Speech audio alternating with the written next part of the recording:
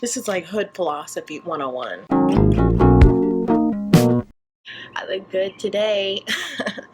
Ready to steal your nigga.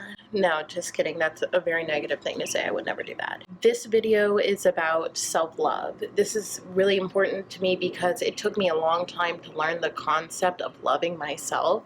And you'd think it'd be so simple, but it really is not. And it took me a long time, and I see my friends still struggling with it. I see coworkers, I see just random people just not acknowledging what they are worth and refusing to see it. So I figured, why not make a video about this? This seems like a good topic. Since I've been talking about fucking niggas, I might as well talk about loving myself. Let's talk about what that means.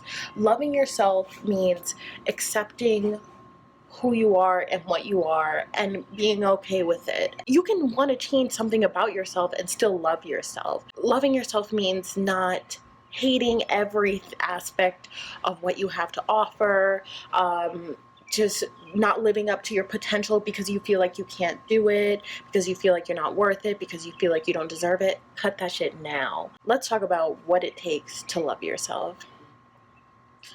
First thing is holding yourself accountable for the things in your life. I think that's really important. When you do things, you need to say, I messed up and I did that, and that's okay. I messed up and I accept that I messed up and I can do better next time. When you hold yourself accountable, it means the things in your life that happens, you don't say, oh, well, I had no control over it. I couldn't do anything about it, like, et cetera, et cetera. No, you did have control. Looking at what you did to put yourself in the position that you put yourself in and how you're going to get out of it, because that's hard to do. I get it. When you love someone, you want to hold them accountable for things because you want them to grow. They need growth to become better people. That goes for you too. The second point is being real with yourself, being real about what you are capable of, what you're not capable of, and what you can do differently to be better at the things that you're not that good at. But just keeping it real. Have real life goals that you can work towards. You're not being grandiose. You're not making it like, you're not making goals that aren't feasible. Let's keep it real, because you can only work on what you acknowledge. Saying crazy shit that you can't do and then being depressed because you haven't been able to do it and live up to it, you're fooling yourself. Keep it real, girl.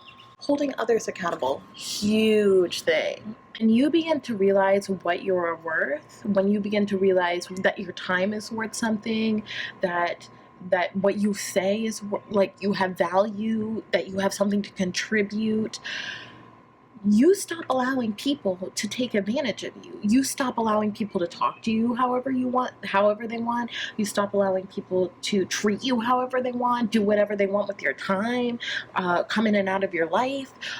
You stop allowing people to do that because you start to see, I am worth more than that. That's a part of self-love. Who's a positive influence in your life? Who's doing something for you, and who's just a dead weight? You owe it to yourself. Oh, well, this person is cool, this person's nice, this person smokes me out, this person's popular, and I want to be around them because it makes me look good. Don't play yourself, because you drag yourself down by surrounding yourself with people that are not supposed to be in your life in the first place, that you're forcing a connection with. That is treating yourself like shit. You owe it to yourself to surround yourself with positive energy, positive people who are goal-oriented, etc., etc. Whatever the goals may be, girl.